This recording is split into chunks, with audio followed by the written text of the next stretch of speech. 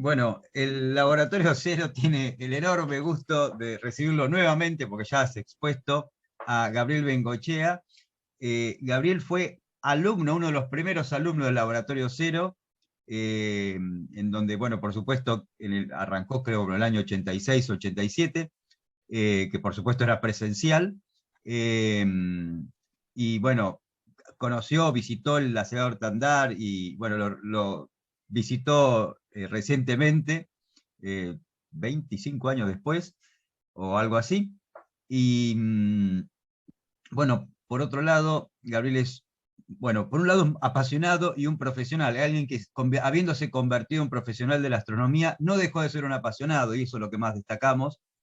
Dirige un club de astronomía que se llama Ingeniero Félix Aguilar. Dejamos en el chat la dirección de la página, que hacen también ciclos de divulgación, de acercamiento de la gente a la ciencia. Tenemos un Buenas desde Japón.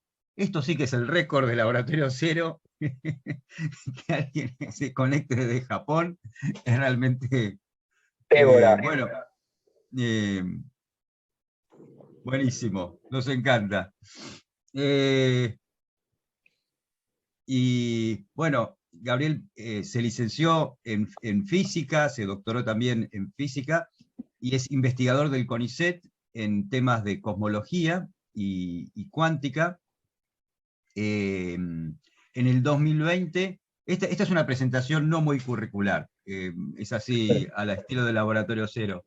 En el 2020 dio una charla para también este ciclo online de Laboratorio Cero, y vino a escucharlo Daniel Bess. No sé si lo conocen a Daniel Bess. Daniel Bess es alguien que trabajó con Niels Bohr, con el, con el instituto de Niels Bohr, y por supuesto es alguien muy autorizado de la cuántica.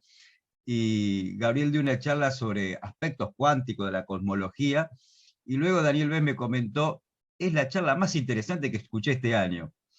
Así que, eh, bueno, eso fue para mí muy, muy halagador que hayamos tenido acá a Gabriel nuevamente en la charla Laboratorio Cero. Así que mil gracias, Gabriel, por venir. Adelante. Bien, bueno, buenos días a todos y a todas. Gracias por sumarse y gracias a ustedes, los organizadores, por la invitación. Y bueno, sí, Daniel Bess nos dejó la vara un poco alta, así que voy a tratar de cumplir con las metas y la vara que nos dejamos la vez pasada. Y esta vez la idea era salirnos un poquito de la charla típica, charlando en un tema particular de cosmología, sino que más bien contar un poquito con algunas frases. Yo elegí unas 5 frases que típicamente salen en la divulgación, y que uno las repite y que no están del todo correctas. Entonces, usar como excusa esas frases para abordar ciertos temas de gravitación y cosmología, en particular, que son en lo que voy a hacer poco, y bueno, aprender algunas cosas sobre eso, pero yendo sobre las cosas que por ahí suelen decirse mal, ¿no? Como decía Andrés, y es con lo que yo quiero empezar, solamente 30 años que hice Laboratorio Cero, solo 30 años y ya me están pidiendo resultados, pero el mejor de los recuerdos, porque a partir del Laboratorio Cero, que como decía Andrés era presencial y éramos un montón de chicos. En ese entonces solamente podíamos participar chicos que estuviéramos en el último año del colegio secundario. Estaba dirigido por el ingeniero Antonio Tersini, muy carismático, y éramos un grupo de un montón de chicos. Hace un rato le estaba contando, éramos más de 100 chicos que nos juntábamos todos los sábados a la mañana. Y para mí fue el contacto realmente con la física, porque a mí en el colegio secundario, esto siempre cuento la misma anécdota, la pueden buscar en la charla de la vez pasada, porque siempre arranco con esto, que en el colegio secundario yo ya era aficionado a la astronomía, me gustaba la astronomía, pero la física estaba totalmente desconectada. O sea, la física que yo veía o que vemos en el colegio secundario tiene muy poco que ver con la astronomía, con las ciencias del espacio, y entonces eran cosas totalmente distintas.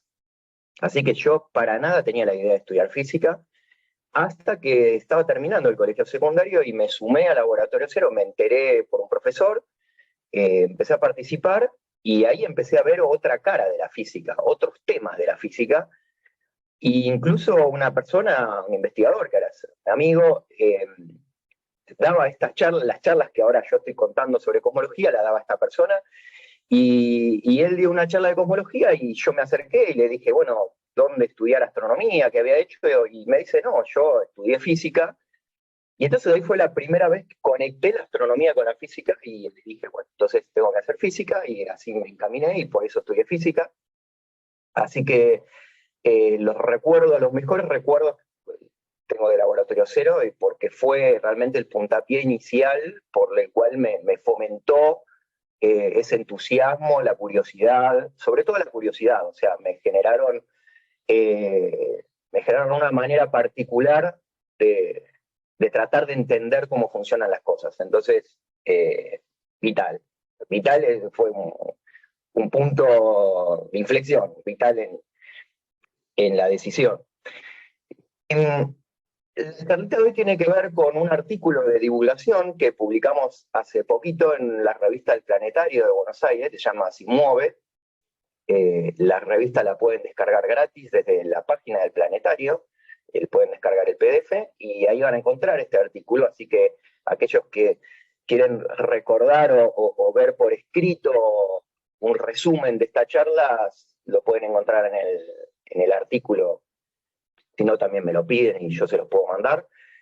Pero bueno, la idea en la charla justamente, o lo que permite la charla, es poder desglosar un poquito o entrar un poquito más en detalle en algunas cosas, ¿no?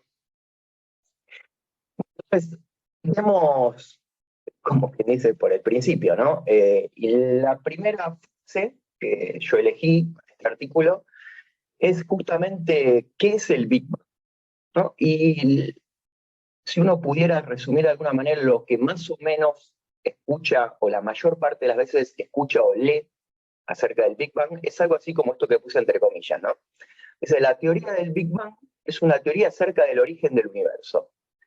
Sostiene que hubo una explosión hace unos 13.800 millones de años y que de allí surgió todo lo que conocemos, incluidos el espacio y el tiempo, y explica cómo desde entonces el universo ha estado expandiéndose. Bueno, si lo leen un par de veces, casi que no les va a sonar nada raro, y uno va a estar de acuerdo con esto, y sin embargo prácticamente todo lo que dice ahí es incorrecto. Entonces vamos a explorar un poquito esto. Primera cosa, el contexto. Vamos a darle, fíjense que arranca con la teoría del Big Bang, es una teoría acerca del origen del universo. Entonces, la primera distinción que a mí me gustaría hacer, si bien no hay un consenso, de encontrar muchísima literatura acerca de qué significa una teoría científica, qué es un modelo científico, yo voy a adoptar una distinción más o menos informal, no súper estricta, pero sí voy a hacer una distinción entre teoría y modelo, para decir que me voy a estar refiriendo a teoría física como una manera simplificada, no muy rigurosa, ¿sí? Como un conjunto de enunciados que están organizados lógicamente, que permiten explicar fenómenos, describir alguna parte de la realidad que está subyacente a ellos, tratar de encontrar regularidades que suceden en el mundo, en el universo, ¿no? Prediciendo fenómenos, ¿sí? Que necesita poder predecir cosas. Pero por otra parte me voy a referir a modelo como una especie de representación posible, una cosa idealizada, súper recortada, incompleta, aproximada de la realidad, y que por lo general los modelos están en función de una teoría. ¿Sí? Fíjense que estoy dando como el modelo vendría a ser como el nexo o el mediador entre la teoría y la realidad.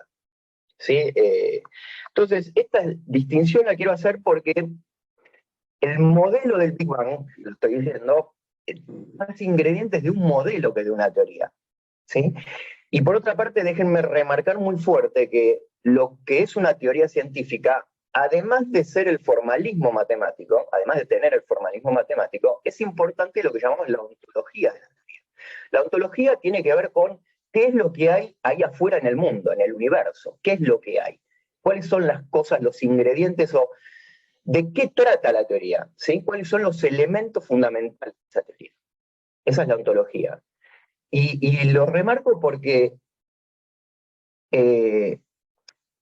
intentos de teoría en donde el formalismo matemático esté muy claro, pero no nos hable, no nos diga cuál es la ontología, no termina de ser una buena teoría o una teoría terminada.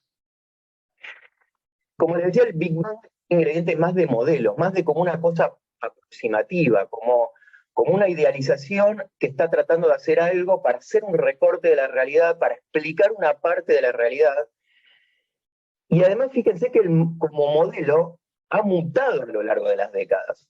El modelo del Big Bang, como era en los años 70, en los años 80, en los 90 o actualmente, no es el mismo como modelo. Como modelo, ¿sí? Porque, por ejemplo, en los 70 la mayor parte del desconocimiento que teníamos le llamábamos materia oscura ordinaria. Después pasó a ser exótica. A fines de los 90 encontramos que hay una cosa, o aparentemente hay una cosa que llamamos energía oscura. Un nuevo ingrediente que no estaba antes. Bueno, y en las próximas décadas no sabemos cómo está. Sin embargo, a pesar de que el modelo ha estado mutando, sus teorías de fondo, sus pilares teóricos de fondo, no han mutado todavía, no han cambiado, siguen siendo los mismos. Entonces, por eso quiero hacer esta distinción, porque el modelo ha estado cambiando, pero las teorías de fondo aún siguen siendo las mismas. Y estas teorías fundamentalmente son la relatividad general y la física cuántica. La relatividad general como teoría de gravedad, en donde el ente fundamental es un campo, el campo gravitatorio. Ese campo gravitatorio o la gravedad decimos que viene representada por la información del campo gravitatorio está en la curvatura de una cosa que llamamos espacio-tiempo. Ese espacio-tiempo tiene dinámica propia, como no la tenía en la época de Newton. ¿Sí? Con la teoría de Einstein, de la relatividad general, el espacio-tiempo, ya lo vamos a ver en la charla, tiene su dinámica propia. Y hace un nexo entre la geometría, justamente el espacio-tiempo, con el contenido de materia, con lo que hay en esa geometría, con lo que hay en el contenedor. Pero fíjense que las dos cosas son importantes, el contenido y el contenedor. Los dos son parte del juego, digamos, de la gravitación. Y por otro lado, les decía, está la teoría de la física cuántica, que es con la teoría que tratamos de entender o de hacer alguna descripción de la materia, ¿sí? De los campos de materia. Y esta teoría, de la cual prácticamente no voy a decir nada en la charla, hoy la charla básicamente va a ser una charla sobre física clásica, sobre la relatividad fundamentalmente, no de cuántica, pero simplemente decir que la física cuántica es una teoría que nos permite dar probabilidades para resultados de mediciones. Esto es lo único que voy a decir ahora, pero esa frase engloba o encierra virtudes y problemas, y uno podría hacer una charla completa sobre qué significa dar probabilidades para resultados de mediciones, ¿no? O qué significa hacer mediciones, etc. Es un problema que suma al modelo del Big Bang cuando uno trata de usar la cuántica, pero eso lo pueden encontrar en la charla que vimos la otra vez. Así que hoy voy fundamentalmente a estar en la física clásica, en la teoría de Einstein. Esta teoría, la relatividad general, tiene más de 100 años, este año cumple 107 años desde su publicación, en 1915. Ahí en este vagón encuentran las ecuaciones de campo de la relatividad general.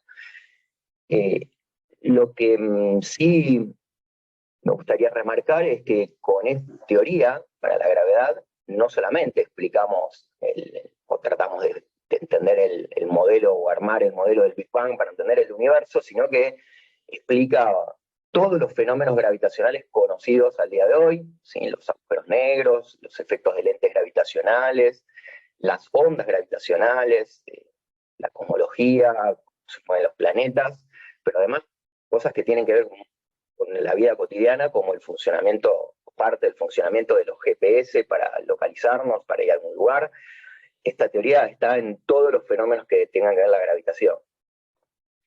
Bueno, ¿cómo funciona esta teoría? Como les decía, hace un nexo entre la geometría y el contenido en el espacio-tiempo, el contenido en el universo. Y típicamente uno ve los gráficos como los que están ahí de fondo, que ahora voy a decir algo sobre eso, pero para que se den una idea de cuando vemos o leemos acerca de geometría, cuando me refiero a geometría me estoy refiriendo a medir distancias.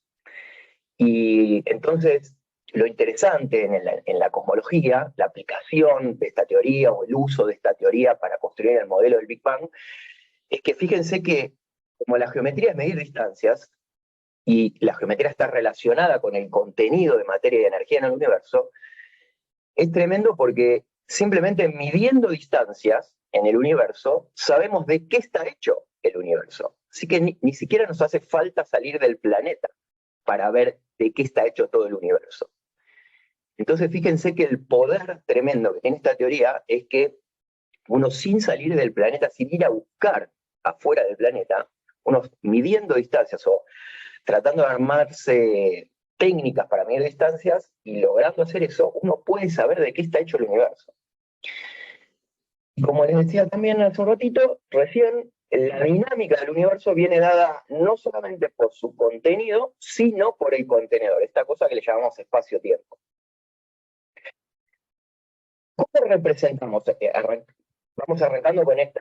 Siempre tengan presente esta primera fase que pusimos, ¿no? Estamos tratando de entender esto de qué es el Big Bang a través de la descripción de la gravitación. Bueno, ¿y cómo representamos esta idea, las ideas que hay detrás de la relatividad general? ¿Cómo representamos a la gravedad, al espacio-tiempo, la curvatura del espacio-tiempo? Porque dijimos, bueno, la gravitación es la curvatura del espacio-tiempo. Ya no es más la fuerza de Newton, sino que tenemos una teoría mejor, que describe mejor las cosas, o que explica mejor las cosas, y que trata con la curvatura del espacio-tiempo.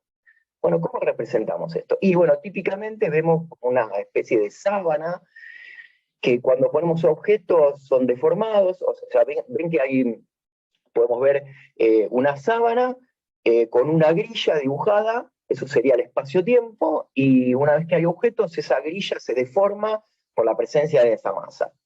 Bueno, esa es la descripción que también es una aproximación, transmitimos algunos conceptos, pero tenemos que tener cuidado con otros conceptos, porque, por ejemplo, el punto fundamental es que estamos diciendo que la gravitación es el espacio-tiempo.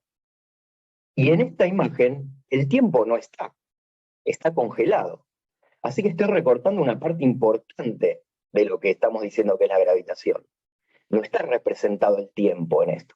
Así que eso es un cuidado que tenemos que tener con este tipo de imágenes.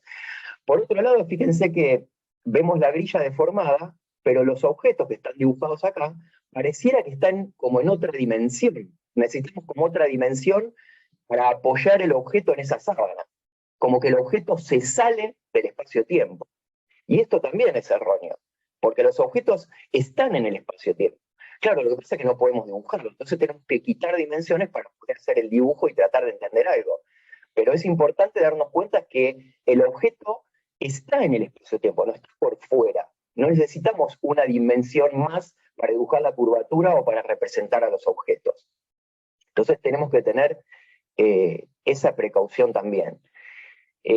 Bueno, para arrancar, digamos, con las limitaciones que tenemos que tener con esto, ¿no? Y fundamentalmente que con el hecho de que el tiempo no está.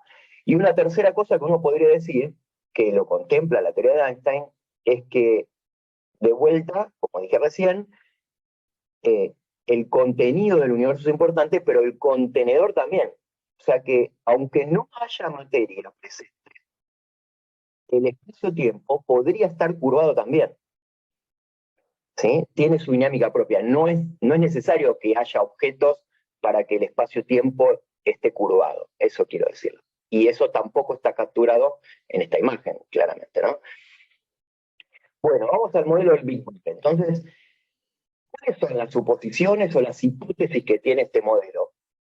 O sea, tenemos la relatividad general. Bueno, ¿cómo uso las ecuaciones? ¿Cómo particularizo la cosmología? ¿Cómo me armo un modelo de cosmología? Porque La teoría de la relatividad general, en principio, puede contemplar un montón de soluciones para gravitatorias, quiero decir, en general. Bueno, quiero aplicarlo a la cosmología, ¿qué hago?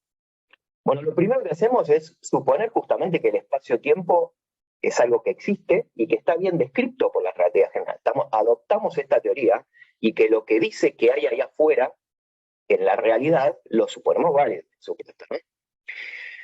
Una vez que suponemos válida la teoría de Einstein, empezamos a recortar diciendo, bueno, ¿dónde arrancamos? ¿Qué suponemos? Y bueno, vamos a suponernos el caso más sencillo de todos, para poder empezar a resolver estas ecuaciones. Y lo primero que se hizo es suponer que no hay lugar privilegiado en el universo, eso es decir, que es homogéneo a gran escala, y que no hay direcciones privilegiadas, que si miro en una dirección del cielo o miro en otra, no voy a encontrar nada privilegiado en una sobre otra. Eso es isotropía. Entonces, suponiendo esto, eso ya recorta muchísimo el tipo de soluciones que uno puede encontrar en las ecuaciones de la relatividad general.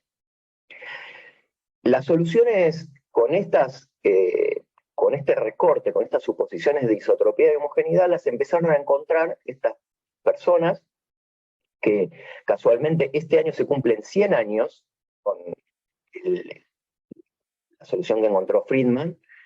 También estuvieron implicados Lemaitre, que es otro de los fundadores del modelo de Big Bang, Robertson y Walker. Esa geometría, que se llama así justamente las iniciales de estas cuatro personas, FLRW, Friedman, Lemaitre, Robertson y Walker, personas encontraron una solución a un universo isótropo y homogéneo. Ahora, otra cosa que uno tiene que empezar a suponer como hipótesis de este modelo es, bueno, ¿quiénes van a ser los observadores que miden en este universo? Y estos observadores son los que van a medir distancia, los que van a medir el tiempo. Voy a volver enseguida sobre eso, así que ahora no voy a decir nada, pero sí quiero decir que para empezar a decir algo, para decir, bueno, ¿qué vemos en el universo? Necesitamos elegir observadores, porque no, la teoría nos dice esto, ¿no? Trata sobre esto, que si nosotros nos decimos quién es el observador que va a medir las cosas, en principio la relatividad general nos tiene esa libertad en donde uno puede describir al universo con infinitos observadores, y cada observador puede medir cosas distintas. Entonces tenemos que elegir observadores. Bueno, vamos a suponer, como mencioné al principio en las primeras diapositivas, que la física cuántica es la que describe la materia, así que todos los campos, como por ejemplo el campo de Higgs, o lo que fuera, o de las demás materias, o las partículas elementales que conocemos, son campos, y lo suponemos válido acá. ¿Qué condiciones le damos a ese tipo de materia? Además, suponemos algo que es bastante fuerte, parecería, que es suponer que a gran escala los componentes del universo se comportan, en la redundancia, como fluidos ideales, o sea, que interactúan de maneras muy particulares con ellos, que no hay flujo de calor, que no hay viscosidad, que, bueno, un montón de recortes hacemos ahí también. Suponemos que el universo se expande, esa expansión va a provocar que haya cambios en la frecuencia de la luz cuando nosotros la detectamos acá en la Tierra, voy a ir sobre eso enseguida, y suponemos ingredientes, suponemos que hay átomos, que hay radiación, que hay materia oscura, que hay energía oscura, bueno, todos estos ingredientes son parte del modelo actual del Big Bang. Bueno, de hecho, que es fundamental, porque nunca hay que olvidarse cuáles son las hipótesis con las que nosotros partimos para armarnos este modelo. Con todo eso, ahora hagamos una parada en un aspecto observacional.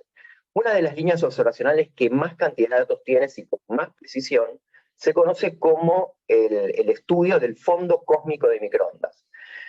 Esta radiación, que viene fundamentalmente del rango de las microondas, es una radiación que uno detecta en todas las direcciones del cielo. ¿Sí? En todas las direcciones del cielo, si uno ve con un instrumento particular, uno ve que viene radiación en todas las direcciones del cielo, muy parecida en todas las direcciones. Uno hace ese map, y no voy a dar una charla sobre esto ahora, ¿no? Simplemente decirles que esa foto que ustedes están viendo ahí es una proyección de toda la esfera celeste, o sea, de todas las direcciones de esta radiación, y las diferencias de colores que ven ahí son pequeñas diferencias que hay en la temperatura de esta radiación. Bueno, con estos datos uno puede obtener, ya vamos a ver cómo, uno puede obtener la edad del universo. Lo voy a decir así sencillo y ahora voy a entrar en eso. Y entonces, fíjense, uno podemos encontrar en la divulgación un artículo como este, en donde dice, le muestran, bueno, se obtuvo esta imagen, y dice, los nuevos cálculos esto se hacía con un instrumento llamado el satélite Planck, dice, apuntan a que el universo se originó hace 13.810 millones de años y no 13.700 millones de años. Entonces uno dice, ¡epa! ¡Qué precisión tremenda! O sea, no 13.700, sino 13.810. O sea, como que decís, ¡upa! ¡Qué tremendo! ¿Con qué precisión conocemos esto? Ahora, lo que uno se podría preguntar es, ¿qué significa que el universo tiene 13.810 millones de años? O sea, real y objetivamente los tiene. O sea, es un número que pertenece al universo, es una propiedad del universo. ¿Realmente tiene 13.810 millones de años? Así como Mirta tiene 95. Bien.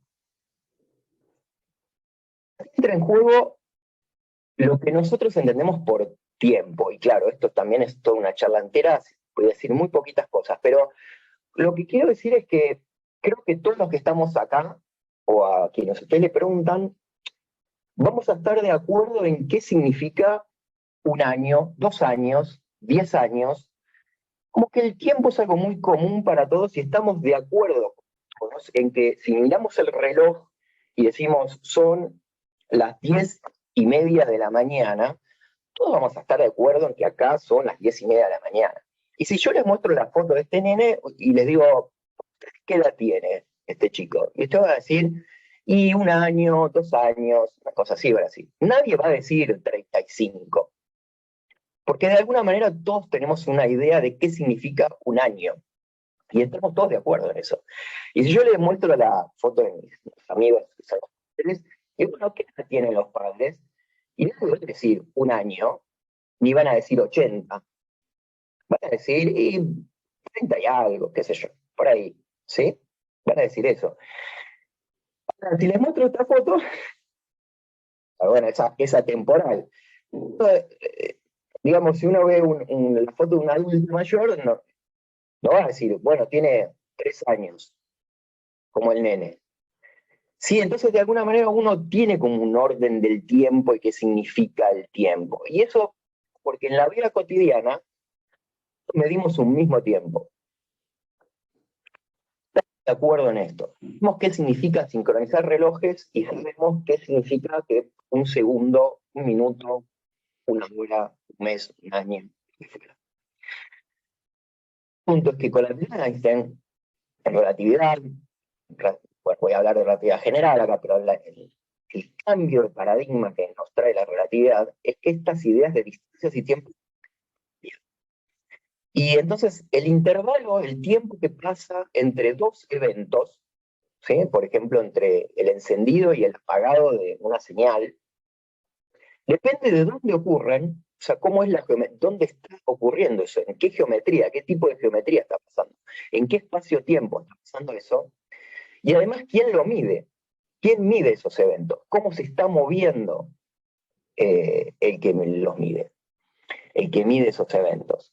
Entonces, en el modelo del Big Bang, como les decía, uno tiene que elegir el observador, cómo se está moviendo ese observador, qué camino, qué trayectoria en el espacio-tiempo está haciendo para medir los tiempos.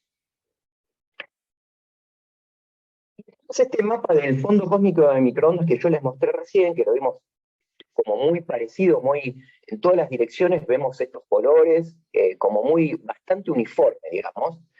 Podría preguntarse si a partir de estos datos yo deduje que el universo tiene 13.810 millones de años. ¿Dónde está el observador que mide esta edad? ¿Dónde está ubicado? Y uno podría decir, ¿y está en la Tierra? No, no está en la Tierra. Estrictamente hablando, no es la edad que mide una persona, está en la Tierra.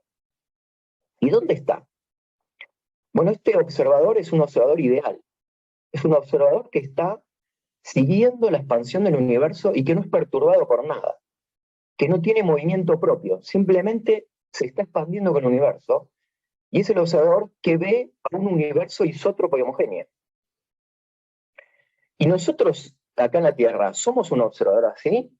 Y bueno, les dije que no, porque nosotros en la Tierra quisiéramos hacer este mapa. De hecho, el satélite que hace este mapa un poco ve el cielo de esta manera. Uno tiene que procesar estos datos para librarse de todos los movimientos que tiene no solamente el satélite, sino que lo primero que medimos es una cosa así en el cielo. Vemos que hay una zona, toda una zona un poco más caliente, apenas unos microkelvin más calientes que en la otra dirección. Y eso es debido a que nosotros nos estamos moviendo. El planeta se mueve, el sistema solar se mueve, la galaxia se mueve, la galaxia dentro de un cúmulo de galaxias se mueve, ese cúmulo de galaxias se está moviendo hacia un supercúmulo de galaxias. Entonces hay direcciones en las que nos estamos moviendo. Entonces cuando uno pone un satélite y trata de observar este fondo cósmico de microondas, uno no ve, uno tiene que limpiar esos datos para llegar a esta imagen. No, lo primero que uno encuentra es esto. Entonces, claro, si yo veo el cielo de esta manera y calculo la edad del universo, no me va a 1810 millones de años. Porque para que me dé 13.810 millones de años, ese observador debe ser un observador que vea el universo de esta manera, de manera isótropa y homogénea, que es la hipótesis de nuestro modelo. Entonces, nosotros no somos este tipo de observadores que se llaman comóviles, ¿no? Comóviles significa que siguen la expansión del universo. Y la edad del universo no es un observable entonces, no es real y objetivamente una propiedad que le pertenece al universo de la misma manera que nosotros decimos el nene de la foto tiene 2 años, los tiene, no hay duda, los tiene, como que para nosotros objetivamente tiene 2 años el nene. Bueno, el universo no tiene una edad objetiva independientemente del que va a observar y calcularla. Entonces, con esta ecuación que pongo acá, que no es para aprendérsela, es simplemente para decir que la edad del universo no es un observable. No es que miramos los datos y inferimos así mirando los datos cuál es la edad del universo, sino que uno tiene que elegir el observador que va a calcular eso y hacer una cuenta. Uno tiene que hacer esta cuenta. Y esa cuenta tiene suposiciones, el modelo y las teorías que le dije, el tipo de observador, el conjunto de datos. Si en vez de utilizar el fondo cósmico de microondas usamos otro conjunto de datos, que viene de otra línea de investigación, ¿sí? De otra línea observacional, nos va a dar otro valor, probablemente muy aproximado, muy parecido, eh, pero no exactamente el mismo. Bueno, y también tenemos que suponer de qué está hecho el universo. Si en el universo hay o no hay energía oscura, la edad del universo va a ser distinta. La edad que pensamos que tenía el universo hasta la década del 90 es muy distinta a la edad que pensamos hoy que tiene, porque apareció este nuevo ingrediente, la energía oscura. También depende de la geometría del espacio-tiempo. También depende, hay un parámetro que los cosmólogos quieren saber, que es esta H0, que se llama la constante de Hubble, o el parámetro de Hubble, que nos da cuál es la tasa de expansión del universo, ¿sí? Cómo se está expandiendo el universo. Esto es un número que si nosotros cambiamos este número, la edad del universo va a cambiar. Y es un número que hoy en día es uno de los problemas abiertos porque distintas líneas observacionales dan valores ligeramente distintos y por lo tanto la edad del universo es distinta. O sea, estos 13.810 millones de años que leímos o que leemos en alguna noticia es para un conjunto muy particular de datos y para un observador muy particular. Bueno, entonces nos libramos de parte de la confusión que tenía la pregunta. La otra es que muchas veces decimos, bueno, es una teoría o un modelo que habla acerca del origen del universo, es donde nació el espacio y el tiempo. O sea, sí, el evento inicial, la singularidad inicial del modelo, ¿es parte del modelo? Y la cuestión es que no es un modelo que trata acerca del inicio del universo ni del origen del espacio y el tiempo. Porque si vamos hacia atrás en el tiempo, digamos, estas son las líneas, ¿no?, que seguirían distintas galaxias, y si nosotros llevamos esas líneas hacia atrás en el tiempo, en el modelo más tradicional, digamos, como que nos encontraríamos con este evento singular, pero este evento singular, el Big Bang, no es parte del modelo. No tenemos una teoría que sepa hacer predicciones para esta situación, para las singularidades. Así que, y fíjense que yo arranqué diciendo cuáles eran las hipótesis del modelo, y una de las hipótesis era asumir que era válida la relatividad general y que el espacio-tiempo ya era el ingrediente por el cual nosotros íbamos a empezar a construir el modelo. O sea, el espacio-tiempo ya está dado en el modelo del Big Bang. Está dado y es clásico y es descrito por la relatividad general. Entonces, la singularidad, al no ser parte de la relatividad general, el modelo del Big Bang no puede tratar, por lo menos de esta manera, acerca del origen del espacio y el tiempo. Así que no sabemos, no podemos decir nada acerca de eso, ¿sí? Bueno, y hablando de los comienzos, ¿qué podemos decir del comienzo? ¿Qué dice el modelo? Una vez más, el espacio-tiempo está como premisa, y al principio, en la época muy temprana del universo, nos encontramos con que el modelo tiene una fase que se llama de inflación, en donde el protagonista, pensamos que el protagonista fundamental y que guiaba la acción del universo en ese entonces, muy al principio, era un campo escalar que se llama el inflatón, propiedades un poco exóticas, que no tiene propiedades que son observadas en los laboratorios aquí en la Tierra, o sea, tenemos que ponerles condiciones un poco exóticas, y ese campo, la energía de ese campo, hace que el universo se expanda de manera acelerada por un tiempo muy breve. O sea, es como una expansión acelerada que se enciende y se apaga. Y eso de se enciende y se apaga es el puntapié inicial del universo tal cual como lo entendemos hoy. Esta de inflación lo que permite es resolver problemas que tenía el modelo del Big Bang hasta la década del 80, el siglo pasado, 1980.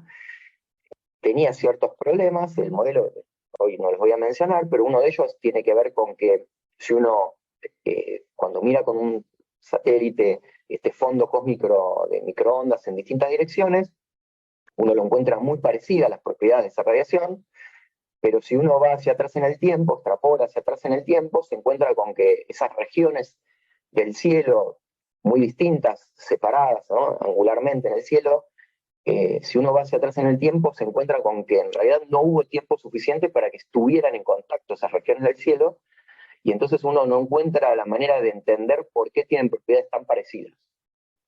Bueno, inflación viene a solucionar esto, agregando esta fase acelerada, que es lo que uno está agregando, es lo que hay de entre la sábana roja esta y la que está abajo de todo. O sea, esta parte es lo que se llama inflación, que estoy señalando ahora acá.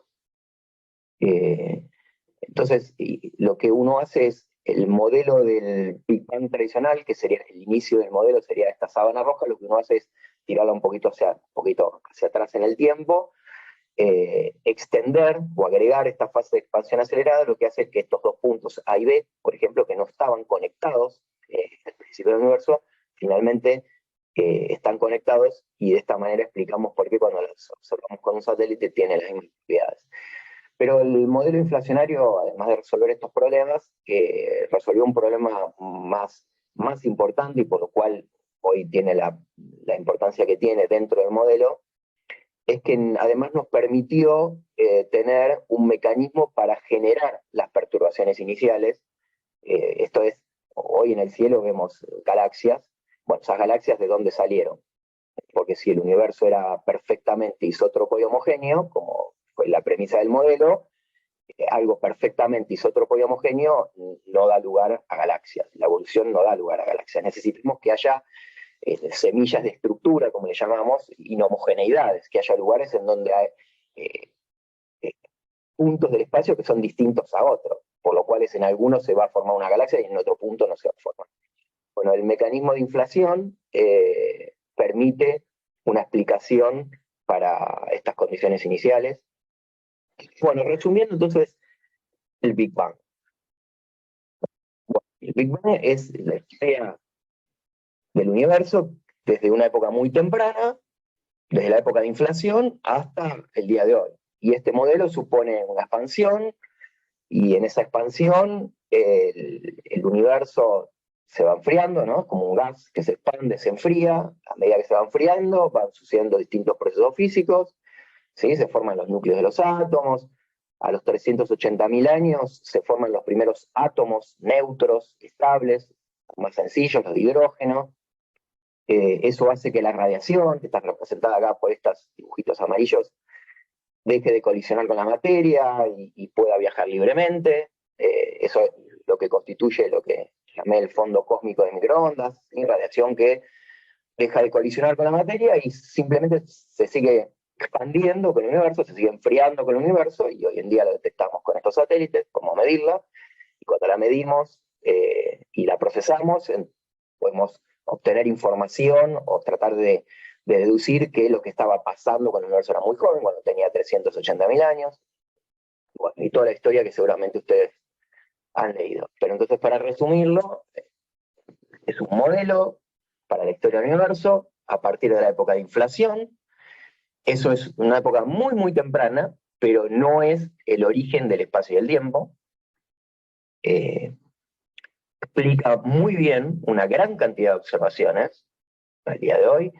La versión clásica lleva a que habría un evento singular al principio, pero que con la teoría que tenemos actualmente no podemos explicarlo y hacer predicciones. No tenemos evidencias observacionales de qué sucedió antes de inflación, de lo que se llama la era de Planck. No tenemos teorías de gravedad cuántica terminadas que hagan buenas predicciones para estas épocas. Hay intentos, trabajos desde hace muchas décadas, pero hoy en día no tenemos una teoría terminada. Experimentalmente o observacionalmente tenemos evidencias de manera indirectas entre la época de inflación y los 380.000 años. Antes de eso tenemos que investigarlo de manera indirecta, como digo acá, a través de, por ejemplo, laboratorios, de aceleradores de partículas, de ver qué pasaba en esas condiciones de energía, cómo se forman las partículas, qué hacen, cómo colisionan, cómo interactúan.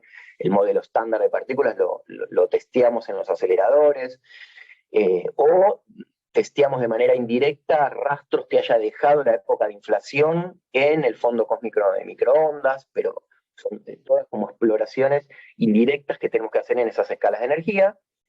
Y desde los 380.000 años, el día de hoy, son las evidencias observacionales más directas, que son las que hacemos con nuestros telescopios, mirando galaxias, tratando de entender la dinámica de esas galaxias, cómo están distribuidas esas galaxias, de qué manera, las formas que tienen, etcétera, ¿no? Como estudiamos la luz de esas galaxias, cómo nos llega esa luz, cómo son los espectros, etcétera. Bueno, es como el capítulo un poquito más extenso, ahora vamos a ir un poquito más divertido, en el sentido de que vamos a ir en cosas un poquito más puntuales. En particular voy a decir ahora, bueno, hablamos del Big Bang como modelo. El modelo supone que el universo se expande. Bueno, ¿qué es la expansión del universo?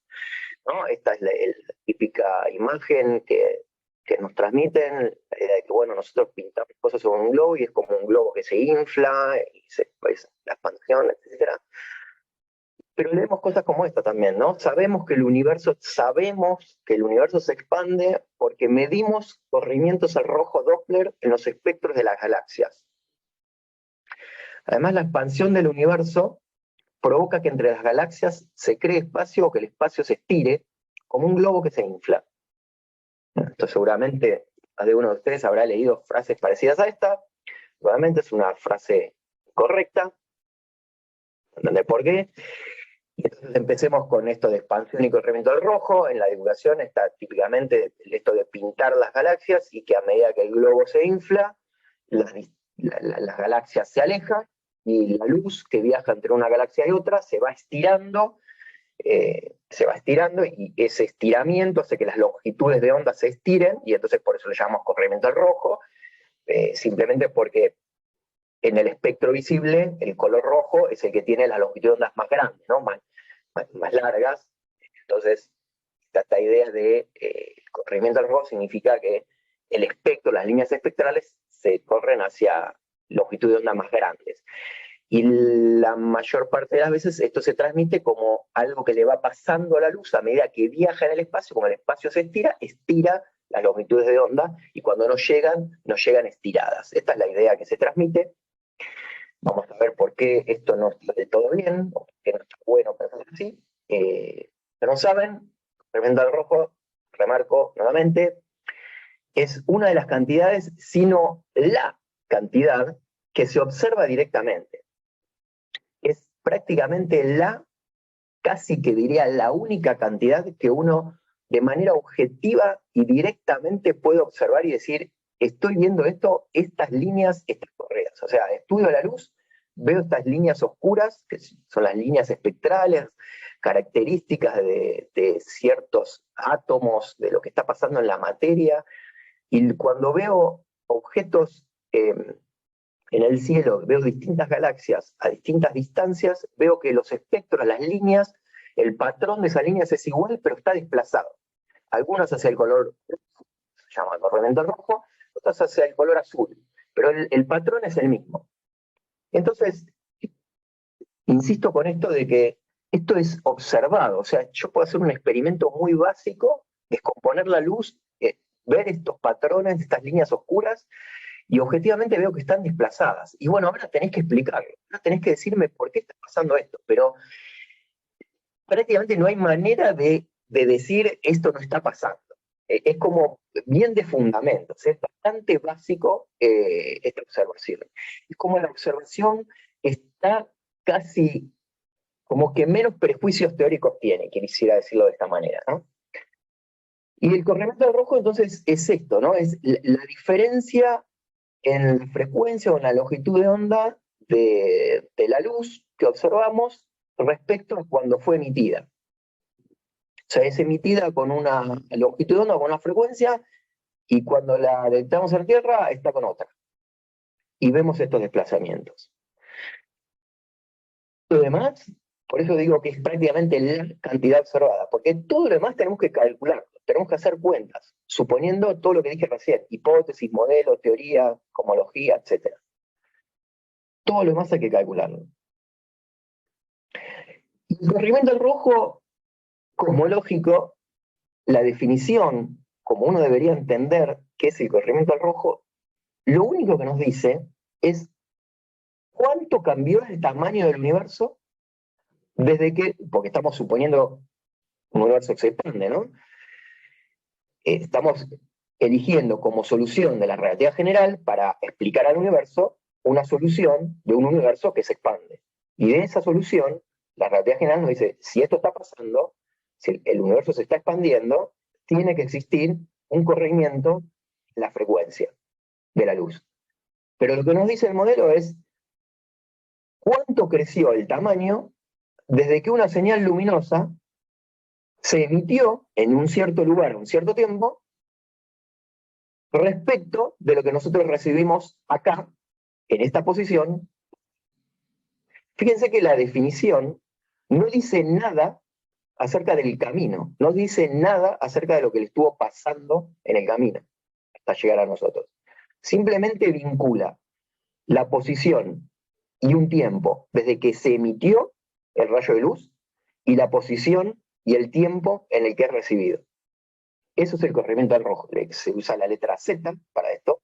Entonces, vincula el tamaño del universo al momento t, que es esto que está acá abajo dividiendo, el tamaño del universo se llama el factor de escala, lo que da la escala de distancias en un universo que se expande.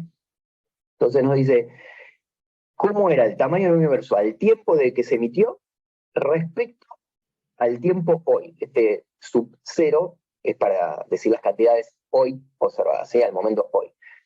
Esta relación es lo que nos da el corrimiento al rojo. ¿Sí? Esa es la definición que nosotros necesitamos en la cosmología. Entonces, divulgación, muchas veces leemos frases como esta.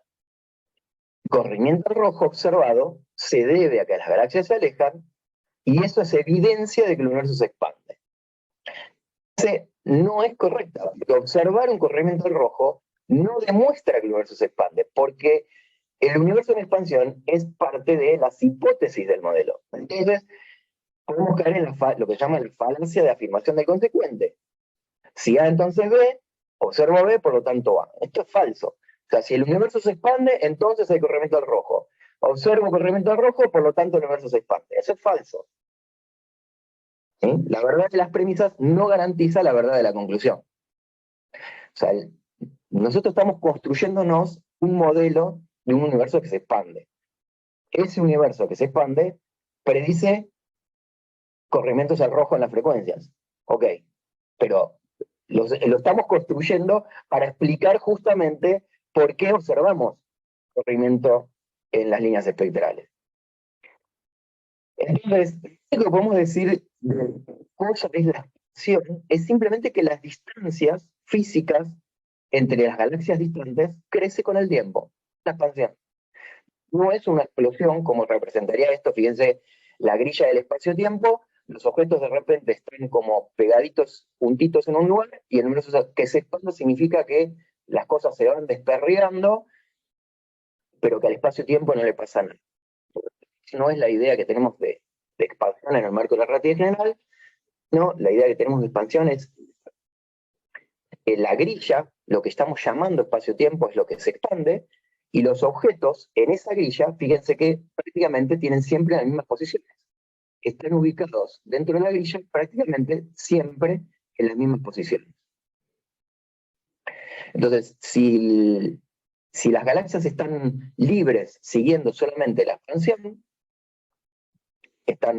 eso implica que están siempre en posiciones fijas, y que el universo se expanda significa simplemente que la distancia física entre los objetos crece porque está creciendo, porque está cambiando el espacio-tiempo. Todo lo que podemos decir en el marco de la relatividad general. Y hay una distinción entre decir que es un efecto Doppler o esto que yo les estoy diciendo. Y por eso puse estas ecuaciones, no para que se aprendan, simplemente para que veamos cuál es la diferencia entre entenderlo como un corrimiento Doppler o como la expansión del caso. Si fuera Doppler, que es el que estaría acá arriba, ¿sí? Que vamos a hacer la cuentita en el marco de la relatividad especial, fíjense que la velocidad que tiene una galaxia depende únicamente de su corrimiento al rojo. Si vos me decís el corrimiento al rojo, el cambio de la frecuencia que observas, te puedo calcular con esta formulita la velocidad que hay entre el emisor y el receptor. O sea, nosotros, por ejemplo, acá estamos en la Tierra, en este dibujito, somos los receptores, hay una galaxia que se mueve, se aleja de nosotros con una velocidad, y entonces ese rayo de luz lo recibimos corrido al rojo con esta formulita. Pero fíjense que si en este panorama, en este picture, con este marco de entendimiento, si en vez de nosotros estar a la derecha de la galaxia, estuviéramos a la izquierda de la galaxia, la personita en un planeta que esté del lado izquierdo vería a esta galaxia acercarse, no alejarse. Entonces la vería correr al azul si estuviera a la izquierda, en el marco de un Doppler. En cambio, en el marco de la expansión del universo, todos los observadores ven un corrimiento al rojo. No importa si el planeta está a la derecha o a la izquierda. Van a ver la luz de esta galaxia que está en el medio, cuando le llegue la luz tanto por derecha o por izquierda, correr al rojo. Porque lo que se está expandiendo es el espacio-tiempo mismo, no es que se está desplazando la galaxia. Y por otra parte, si se fijan, como les decía, en la relatividad especial, en el marco de un Doppler, la velocidad de los objetos depende solo del corrimiento al rojo, y sin embargo en la relatividad general depende además del tiempo en el que vos querés saber la velocidad. La velocidad de los objetos no solamente dependen del corrimiento al rojo en el que están ubicadas esas galaxias, sino en el momento en que vos querés saber la velocidad. La velocidad de los objetos no es siempre la misma, y además me tenés que dar el ingrediente del universo, de qué está hecho.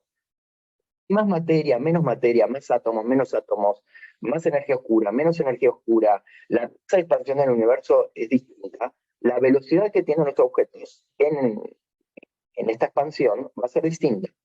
Esta información no está contenida en un efecto Doppler. Entonces, de esto de pensarlo como un globo, aproximación nos sirve, pero no tenemos que olvidar las limitaciones que tiene.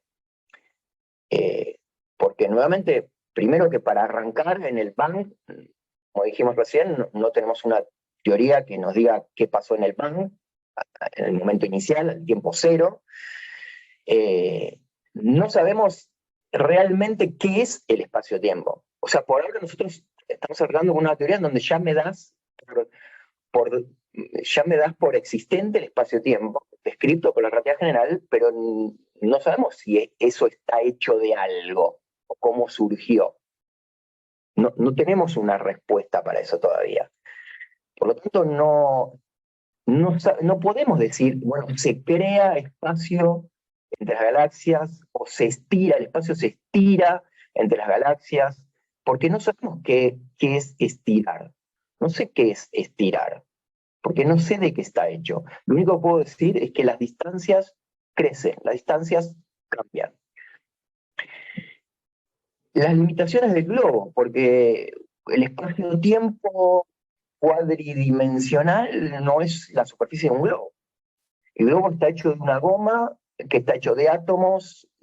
Esa goma tiene propiedades como la elasticidad, como conductividad. Sabemos qué significa algo alargarlo, porque alargar algo es como tensarlo, hacerle una fuerza y tensarlo. Bueno, todas estas cosas no las podemos decir en el espacio-tiempo.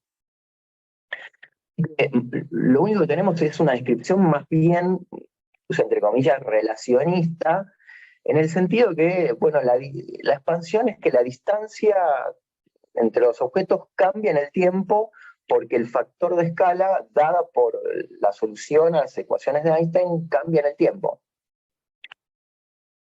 Bien, vamos a la tercera, ahora se va a ir poniendo picante. La tercera frase tiene que ver también con algo muy popular, que tiene que ver con el peso del tiempo y la masa de los objetos.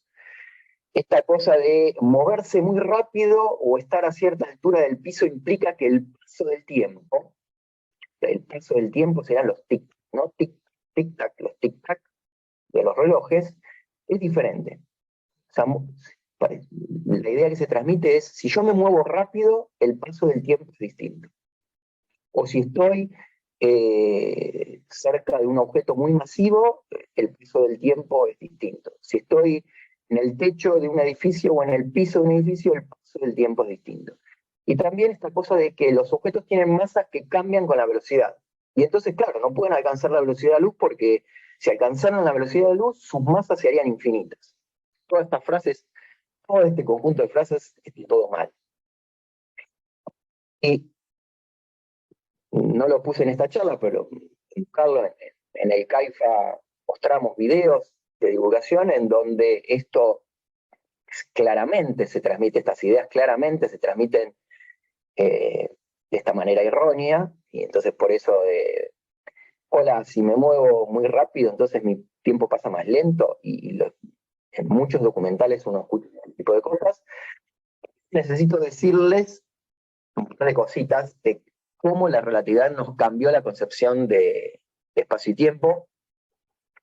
Voy a ser muy, muy breve con esto, pero antes de la relatividad, en nuestras ideas newtonianas, existía algo como la idea de simultaneidad y de no localidad en el siguiente sentido. Si nosotros, bueno, en este grafiquito lo que estoy representando es una sábana, esta sábana, así, este rectángulo representa un instante de tiempo, ¿no? El espacio a un dado tiempo, y el tiempo va a correr verticalmente, ¿no? Para arriba, este es el peso del tiempo, el futuro para arriba, el pasado para abajo, ¿no? En las teorías de pre-relatividad, en las ideas de Newton, de física newtoniana, la estructura causal del espacio y el tiempo contenían una cosa que se llama la simultaneidad absoluta. O sea, si vos querías decirme qué estaba pasando en el punto P acá, vos me tenías, bueno, por un lado, el punto P a un dado tiempo divide todo lo que está por arriba del punto P, es el futuro absoluto de P, o sea, todo lo que pase a un tiempo posterior a P es el futuro de P, y todo lo que está atrás es el pasado de P. Todo. ¿Sí? No importa dónde estés, todo lo que hay por arriba de P es el futuro, todo por lo de abajo es el pasado. Y si quiero saber cómo se mueve P, qué fuerzas está sometido P, en el marco de las teorías de prerrelatividad, vos me tenés que decir, ese mismo instante, o sea, simultáneamente, tenés que decirme qué están haciendo todos los demás objetos a ese instante del tiempo. Por eso esta cosa de simultaneidad y no localidad, porque claro, localmente en el punto P, si yo quiero saber localmente qué pasa en el punto P, me tenés que dar la información no local, o sea, en otros lugares, de qué estaba haciendo las demás cosas en el universo a ese mismo instante. ¿Se entiende? Entonces, a un mismo tiempo, no importa cuán distante estén los demás objetos, vos me tenés que dar a ese mismo tiempo qué estaban haciendo los demás objetos. Entonces hay una simultaneidad absoluta. Para saber qué le pasa a P, a ese mismo instante me tenés que dar qué está haciendo el resto del universo, en ese mismo momento, para poder saberte decir cómo se va a mover P. Eso, hoy en día parece algo muy fuerte, sin embargo, es la física que seguimos aprendiendo en el colegio, obviamente, y es lo que está de acuerdo en nuestra vida cotidiana. Pero ven que ya nos suena, dicho así, nos suena como muy raro, porque me determina en este preciso momento lo que me pasa a mí acá en la Tierra, lo que está haciendo en este mismo momento una galaxia muy distante. ¿Cómo es que me influye instantáneamente? Parece fuerte hoy en día viéndolo, pero parece fuerte porque tenemos un marco distinto que es el de la relatividad, que nos fue nueva idea de cómo están conectadas causalmente las cosas en el universo. En el marco de la relatividad, nuevamente estoy dibujando dos dimensiones espaciales y el tiempo verticalmente, ¿no? Entonces, en el marco de la relatividad, los objetos hacen trayectorias en el espacio-tiempo que se llaman líneas de mundo, son como estas líneas, por ejemplo, el objeto 1 está haciendo esta trayectoria, el objeto 2 esta trayectoria, el objeto 3 hace esta trayectoria en el espacio-tiempo.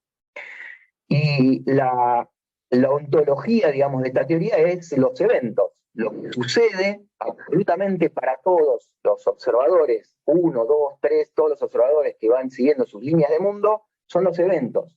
Los eventos son cosas que suceden en un determinado punto del espacio a un dado tiempo, en un determinado punto del espacio-tiempo. Eso es un evento. Se encendió una estrella, se encendió, no sé, sol, se encendió y se apagó algo. Bueno, cosas que suceden en el espacio-tiempo, a eso lo llamamos eventos. Por ejemplo, entonces, imaginemos aquí este punto que se encendió una linterna, ahí.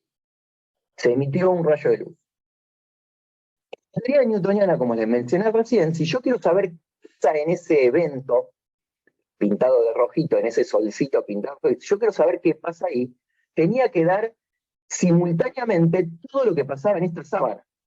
Todo lo que pasaba en esta sábana influenciaba simultáneamente, instantáneamente, a lo que pasaba en este punto. Esa era la idea newtoniana. La idea relativista es, no, esto no es más así. ¿Qué parece el concepto de conos de luz? No hay simultaneidad. La nueva idea de causalidad y localidad en el marco de la relatividad es que lo que sucede en un evento como este que está pintado en rojo solamente depende de los eventos que ocurrieron dentro de este cono de luz pasado. Todo lo que está fuera de la región pintada en amarillo solamente podría influenciar al punto este rojo si viajara más rápido que la luz. Estas rectas que están dibujadas en amarillo son rayos de luz en estos diagramas. O sea, todo lo que está por fuera, si quisiera influenciar al punto rojo, que está este punto acá, X, en el lado de tiempo T, tendría que mandar información más rápido que la velocidad de la luz. Y esto no es el paradigma de la relatividad. El paradigma de la relatividad es que solamente los eventos que están dentro del cono de luz pasado, que se llama esto, donde los bordes son justamente los rayos de luz, todo lo que sucede acá va a influir a este evento pintado en rojo. Por ejemplo, el objeto 2 que seguía este camino, lo que sucedió en este punto A, cuando se cruzó con el cono de luz pasado, es lo que va a influenciar al punto. Cuando el objeto 3 pasó por esta posición marcada con B, lo que estaba haciendo este objeto 3 en el punto B va a determinar lo que pasó en el punto X. Pero todo lo que está por fuera queda causalmente desconectado. Esta es nuestra idea relativista. Y esta idea surgió justamente para tratar de encajar la teoría de Maxwell del electromagnetismo. Es el puntier inicial de la relatividad especial de Einstein, porque la teoría de Maxwell trataba de campos, ¿no? de ondas electromagnéticas que viajaban a una velocidad finita, no infinita. Bueno, Einstein se dio cuenta que cambiando esta idea de lo que es la estructura causal, etcétera, ¿no? Es otra charla, se dio cuenta que esta teoría de Maxwell podía encajarse en este nuevo marco, ¿sí? Y lograr una teoría universal, ¿no? Donde todos los observadores puedan usar la teoría del electromagnetismo de igual manera.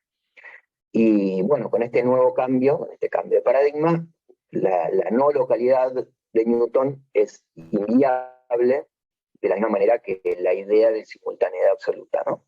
Bueno, con este paradigma entonces vamos al concepto erróneo bueno, si me muevo rápido, mi tiempo pasa distinto, ¿qué significa medir tiempo? Y la primera cosa que uno se puede preguntar es si todos los relojes son iguales. Y esta diapositiva la puse porque yo recuerdo muy bien, hace muchos años atrás, cuando algunos me trataban de contar esto, o yo leía algunas cosas acerca de esto, recuerdo perfectamente ideas que se transmitían como, si vos te movés rápido, absolutamente todo lo que funcione como un reloj va a acompañar eso, se va a arreglar de tal manera para que vos no te des cuenta que te estás moviendo. Incluso los latidos de tu corazón. Yo puse el corazón acá como un reloj. O sea, si vos te movés rápido, sí, las cosas van a cambiar, pero todo se va a ajustar para que vos no puedas darte cuenta. Porque claro, la física dice que todos los sistemas inerciales, o sea, aquellos que o están en reposo entre ellos, o moviéndose a velocidad constante entre ellas, son todos equivalentes, entonces no pueden darse cuenta. Entonces, todos los relojes tienen que marcar de la misma manera, porque si no vos te darías cuenta, etcétera. No sé si alguno escuchó o leyó esas cosas de esa manera. Es una cosa bastante sin sentido en el marco de la relatividad. Todo porque primero que un reloj no puede ser un elemento fundamental de una teoría. O sea, un reloj está hecho, no sé, de cosas, pero además de estar hecho de cosas, no es uno de los postulados de ninguna teoría. No es que uno arranque y dice, bueno, postulado número 1, existe una cosa llamada reloj, eso no existe. O sea, un reloj es una cosa derivada. La cosa es, ¿los relojes son iguales? Bueno, la verdad es que no. No es cierto que todos los relojes marcan un segundo cada segundo. Por ejemplo, el reloj de péndulo, yo lo construyo acá en la Tierra para que un segundo hace un segundo cada segundo, pero si lo llevo a la Luna, funciona de otra manera este reloj, porque justamente el péndulo tiene que ver con la aceleración gravitatoria, ¿no? En ese momento, la masa en ese lugar, la masa del planeta, va a funcionar distinto, así que no va a marcar un segundo cada segundo al igual que en la Tierra. Entonces se nos surge el problema de, bueno, ¿y qué es un reloj ideal? ¿Y qué es lo que mide un reloj ideal? Y un reloj ideal va a tener que ver más con este que está a la derecha, construido con pulsos de luz. Espejos libres de fuerzas, que no sufran, ¿no? Que no tengan ninguna fuerza, por eso estamos diciendo que es ideal. Y el tic-tac va a ser un envío de una señal luminosa y un rebote, ¿sí? Una subida y una bajada. Eso va a ser un tic-tac. Pero por supuesto, como les digo, es ideal, ¿no? Porque claro, la luz cuando le pega al espejo le va a ejercer una fuerza, va a cambiar la distancia entre los espejos. Entonces tenemos que suponer un montón de cosas para que ese reloj sea ideal. Pero bueno, supongamos que lo podemos construir. Una vez construido, esto, un tic-tac, entonces va a ser una señal luminosa que llega a un espejo y rebota. Bueno, ¿y qué mide? Y lo que va a medir va a tener que ver con la trayectoria que sigue. Porque ya les conté que los objetos en el espacio-tiempo, en el marco de la relatividad, siguen líneas de mundo, trayectorias. un observador con un reloj en su mano va a seguir una trayectoria y entonces el reloj lo que va a registrar va a tener que ver con ese camino, con la distancia recorrida en ese camino, distancia en el espacio-tiempo, ¿no? Una predicción de la teoría es que los relojes inerciales, aquellos que estén libres de fuerzas en el espacio-tiempo, son aquellos que van a medir el tiempo máximo entre dos eventos. Un reloj que esté sometido a alguna fuerza, que esté acelerado, va a medir un tiempo menor entre los mismos dos eventos. O sea, hay dos eventos en el universo, suceden dos eventos, y dos observadores quieren medir el tiempo transcurrido entre esos dos eventos. Bueno, la realidad especial te dice, aquellos que sean inerciales van a medir el tiempo máximo. No hay observador que pueda medir más cantidad de tiempo entre esos dos eventos. Cualquier otro observador moviéndose de otra manera va a medir menos tiempo que ese observador con este reloj ideal. Y aparece lo que se conoce como la paradoja de los gemelos, donde tenemos en cuenta que lo que es describir no significa lo mismo que observar. Describir los fenómenos es lo que hacemos con una teoría, observar o ver es lo que harían nuestros sentidos, los ojos, y muchas veces eso tiene poco que ver con lo que uno mide, o con lo que describe, o con lo que uno calcula con la teoría, así que acá nos vamos a quedar con lo que uno calcula con la teoría. La paradoja de los gemelos, en lo que consiste es, dados dos gemelos que nacieron al mismo tiempo, o sea, tienen la misma edad, uno de ellos se queda en el planeta Tierra, y otro se sube a una nave, prende los motores, se aleja por un tiempo, viaja por un tiempo, a velocidad constante, por ejemplo, en un momento vuelve y se vuelven a juntar los gemelos. Lo que uno encuentra, o lo que uno puede calcular, es que la persona, el gemelo que salió de viaje y volvió, objetivamente vuelve más joven. O sea, pasó menos tiempo en ese viaje para el que hizo el que se fue en el cohete que el que se quedó en la Tierra. La paradoja surge porque decís, no, pará, pero en la realidad todo es relativo, porque el que se quedó en la Tierra, que vio que el otro gemelo se subió a la nave, se alejó y después volvió, yo podría decir lo contrario, podría decir, no, yo en la nave soy el que me quedé quieto en la nave y lo que pasó es que el de la Tierra, el planeta se alejó de mí y después se volvió a acercar. Como que es simétrico, uno diría. ¿Sí? O sea, yo puedo pararme en la Tierra y ver que el otro fue el que se alejó y luego volvió, o me quedo dentro del cohete quieto y lo que pasó es que se alejó de la Tierra y después se volvió a acercar. Bueno, eso no es cierto, digamos. Ahí surge la paradoja, ¿no? Pero esta paradoja trae consecuencias como otras cosas que se leen, como esta, ¿no? Cuando alguien se mueve muy rápido, su tiempo pasa más lento. Y si llegaras a moverte a la velocidad de la luz, tu tiempo se detendría. Todo mal. Y otra frase muy típica también que se escucha es, bueno, pero uno terminó más joven porque tuvo que hacer una desaceleración. Hay uno que se aceleró, uno tuvo que frenar para volver. Entonces la cosa no es simétrica porque uno tuvo que frenar. Ese tuvo que acelerar y en cambio el que se quedó en la Tierra no. Entonces esa es la explicación. Bueno, nada de esto es estrictamente así. Vamos con qué significa el tiempo, los tic-tac. Y el punto clave para transmitir es que el paso del tiempo, los tic-tacs, medidos localmente con un reloj, es igual en todos lados. Y un reloj mide algo que tiene que ver con la longitud de su línea de mundo entre eventos. O sea, que nuevamente en este diagrama de espacio y tiempo, donde el tiempo está vertical, un objeto, un observador, una partícula, lo que fuera, se mueve siguiendo una línea de mundo, lleva un reloj consigo, y lo que mide el reloj es algo que tiene que ver con la distancia recorrida por esta línea de mundo. Eso es el tiempo entre eventos, entre cosas que van sucediendo en el espacio-tiempo. Entonces, lo que tiene sentido físico entre estos gemelos es la comparación del tiempo que sucedió por dos relojes y no el tiempo de un solo reloj. Es decir, este reloj atrasa o este reloj adelanta, un reloj atrasa, un reloj, eso no tiene sentido físico. Esa frase no tiene sentido. Lo que tiene sentido es comparar dos relojes. El tiempo transcurrido que midió un reloj respecto al otro. Entonces, en el caso de los gemelos, el hecho de que haya uno que objetivamente, para uno objetivamente le pasó menos tiempo, miden lapsos de tiempo distintos entre la salida y el regreso, es simplemente porque hicieron caminos distintos. No porque el tiempo pasa distinto para uno que para otro.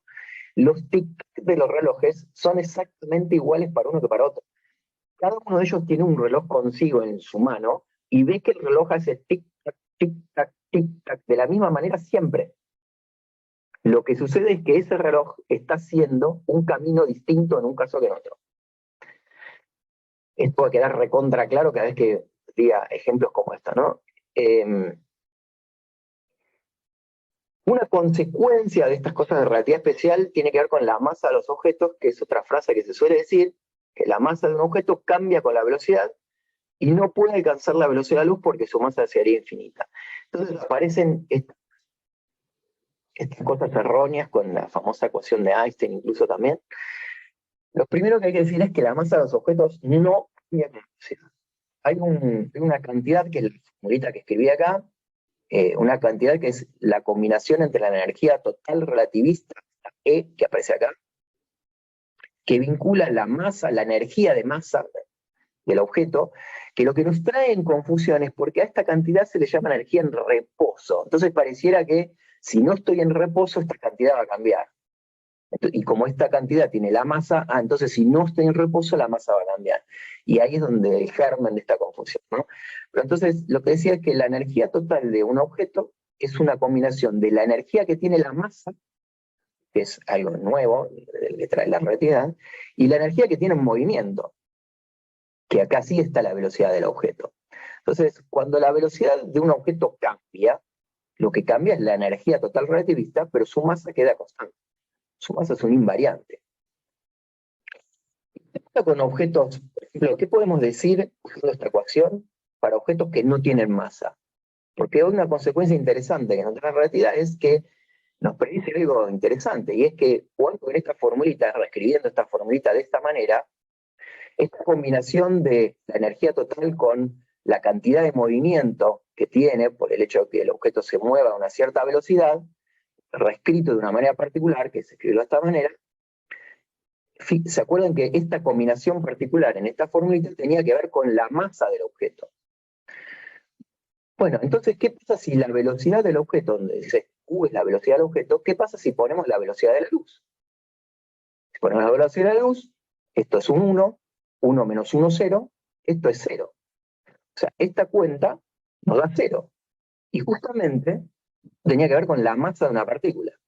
Entonces, lo que nos dice la relatividad especial es que toda partícula que no tenga masa está obligada a moverse a la velocidad de la luz. O al revés, una partícula que se mueva a la velocidad de la luz no puede tener masa en cualquier sistema de referencia. Así que un fotón no tiene masa y se mueve a la velocidad de la luz. Lo que llamamos la luz. Ahora, en relatividad general, punto, una consecuencia de la relatividad general es que localmente, o sea, en cada punto, imagínense acá está dibujado el piso, las baldosas del piso, localmente, en relatividad general, siempre podemos aproximar una región muy chiquita como si fuera un pequeño plano. No importa si está curvado el espacio, porque en relatividad general dijimos la gravitación es la curvatura del espacio-tiempo, pero localmente en un punto siempre puedo aproximar la teoría por la relatividad especial. O sea, todo lo que sé de relatividad especial, en un punto del espacio, puedo usar lo que ya sé. Ahora, dijimos en relatividad general, el tiempo se torna dinámico. No es más algo estático en el cual suceden las cosas, sino que el espacio-tiempo tiene su dinámica. Eso es la gravedad, ese es el campo gravitatorio. El resultado de que el espacio-tiempo está curvado y que que tiene su dinámica. Relatividad general, de la misma manera que con los gemelos en la Tierra, y que se iba en el cohete y volvía, y que si el tiempo pasaba o no pasaba es distinto, en la relatividad general uno puede hacerse la misma pregunta. Uno puede decir, ¿pasa el tiempo de manera distinta en el piso de la habitación que en el techo? Porque la gravedad es distinta, porque estoy más cerca o más lejos del centro de la Tierra. ¿Alguien envejece más rápido? ¿Alguien envejece más rápido por estar en el techo de un edificio que por estar en el piso de un edificio? Bueno, la respuesta es que no. Nuevamente, los tic-tacs de los relojes son iguales. ¿Qué es lo que va a pasar? ¿Por qué yo voy a medir lapsos de tiempo distintos entre dos eventos que pasen o que yo quiera medir en el piso de una habitación o en el techo de la habitación? Y es porque el piso de la habitación está siguiendo una trayectoria diferente en el espacio-tiempo que la que está haciendo el techo del edificio.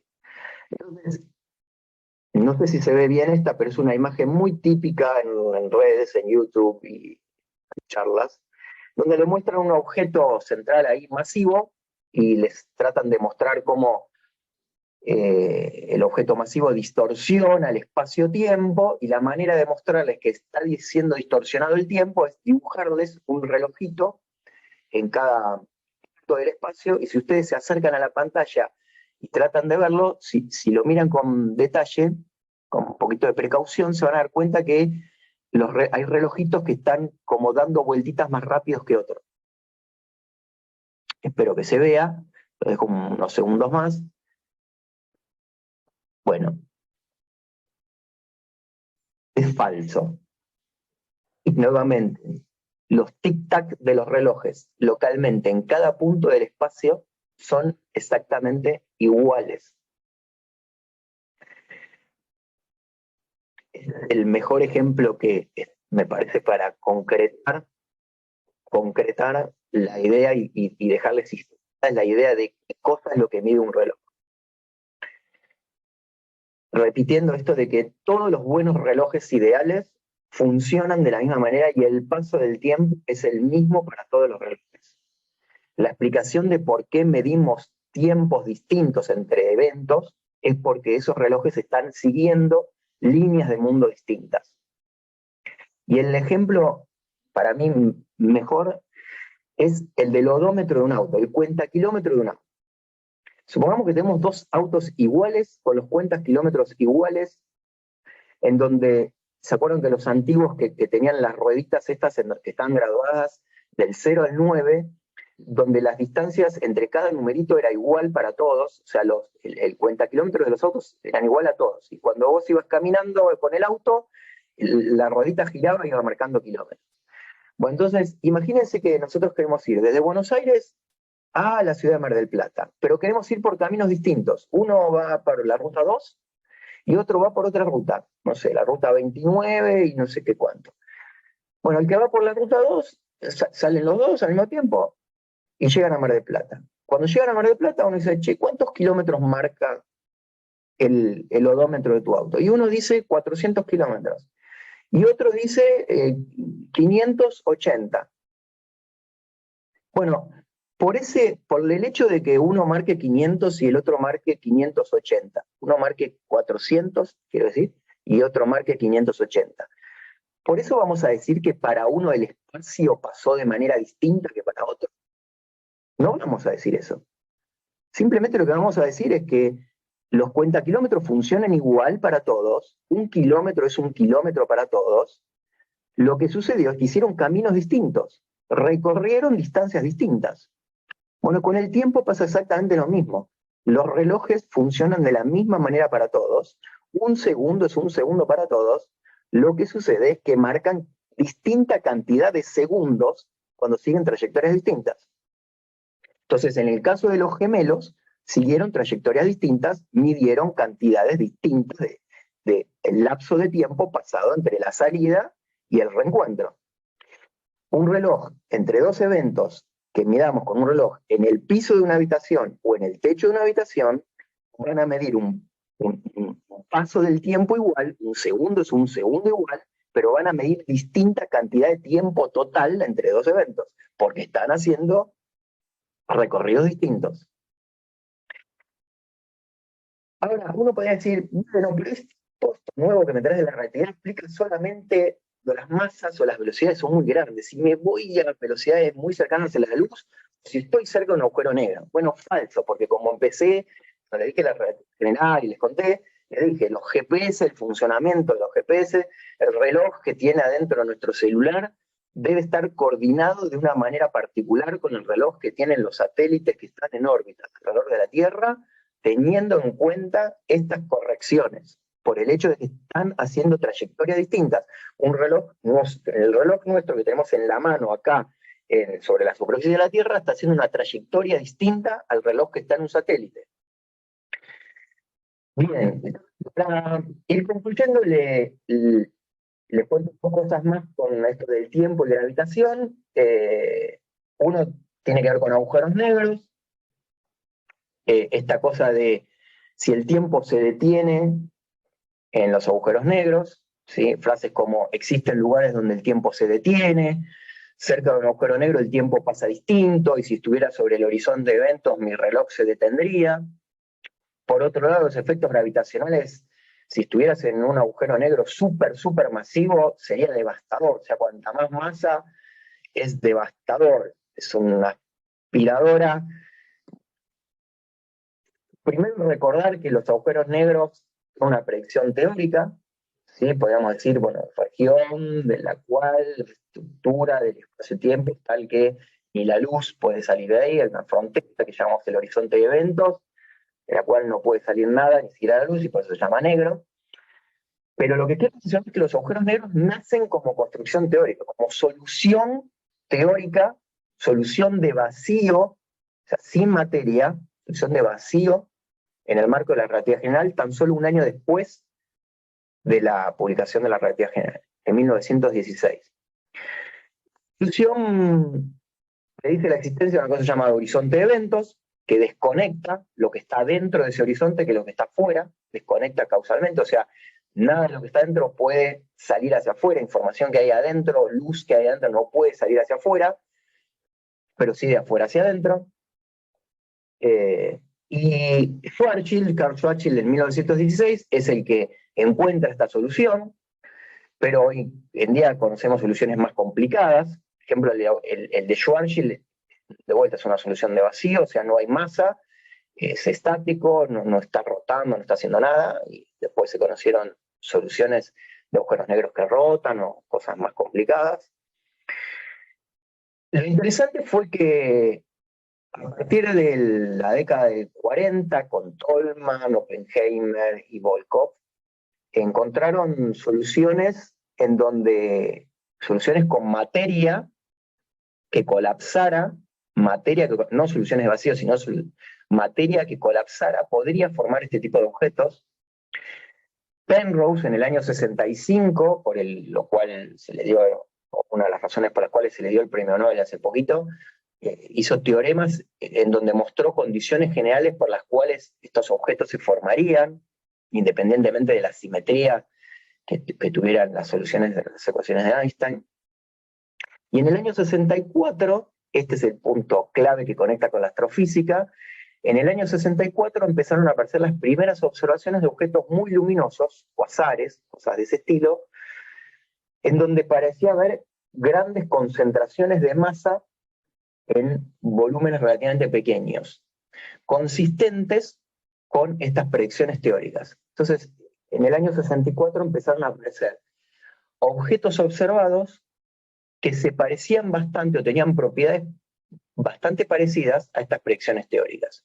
Entonces empezó a surgir la idea de, estas cosas, estas ideas teóricas que están en la relatividad general, puede que en la naturaleza efectivamente estén sucediendo.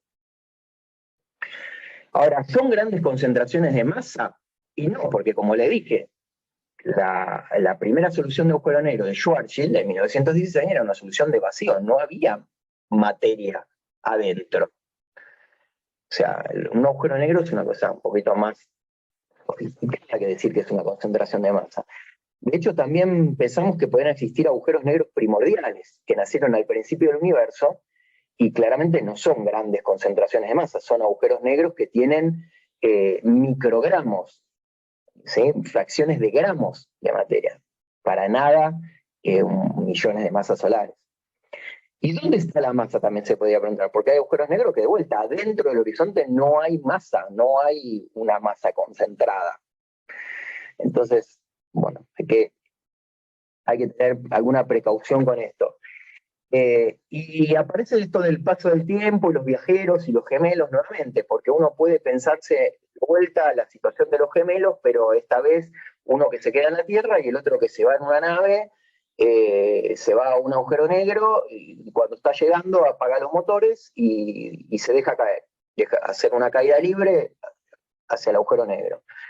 Y la idea del experimento en este caso es los gemelos al salir del viaje se ponen de acuerdo, compran los dos un aparatito que emita señales de luz iguales en los dos casos, con la misma frecuencia, o sea, por ejemplo, que manden un pulso de luz cada segundo, que manden un pulso de luz, o sea, la frecuencia es igual para todos, el aparato funciona igual para todos, fantástico. Bueno, uno se sube con uno de esos aparatos a una nave y se va a agujero negro, el otro se queda en la Tierra. La cuestión es qué sucede para uno y qué sucede para el otro con estos pulsos de luz. Y lo que uno encuentra es que en el marco de la relatividad general, si el viajero que va cayendo, que nos está enviando pulsos cada segundo, o sea, él ve su aparatito que manda pulsos de luz y lo ve que funciona siempre exactamente de la misma manera, o sea, manda un pulso de luz cada segundo, o sea, cada segundo de la misma manera que los tic-tac manda pulsos de luz a la misma frecuencia. El asunto es que el observador que se quedó en la Tierra va a decir, esos pulsos de luz no me están llegando separados por un segundo, me están llegando cada vez más separados. Hay un corrimiento al rojo en la frecuencia. Ve un corrimiento al rojo. Pero el relojito de la Tierra sigue funcionando igual y el relojito del señor que está cayendo, del viajero que está cayendo en el agujero negro, sigue funcionando igual. Y al revés, el que está cayendo en el agujero negro, que recibe los pulsos de su gemelo en la Tierra, que le estaba mandando uno por cada segundo, dice, che, a mí no me están llegando uno cada segundo. Los veo que me llegan cada vez más rápido. Los veo corridos al azul. Para el observador lejano a la Tierra, entonces, mide una frecuencia más chica que el de su fuente, que era una cada segundo. Pero nuevamente, el tiempo, los tiempos, es el mismo para todos. ¿Cuál es la diferencia? Nuevamente, están haciendo trayectorias diferentes. La trayectoria que está siguiendo la persona que se quedó en el planeta Tierra es diferente a la trayectoria que está siguiendo el viajero que se está dejando caer, está cayendo en el agujero negro.